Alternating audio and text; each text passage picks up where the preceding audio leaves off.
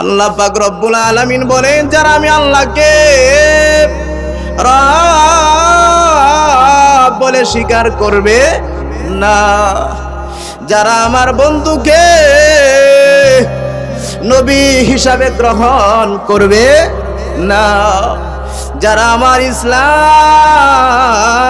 মেনে চলবে না, যারা আমার কোরআন মানবে না, যারা আমার মহাগ্রন্থ আল কোরআন বিশ্বাস করবে না, আমি এদের জন্য কি বানিয়েছি তোমরা কি জানো?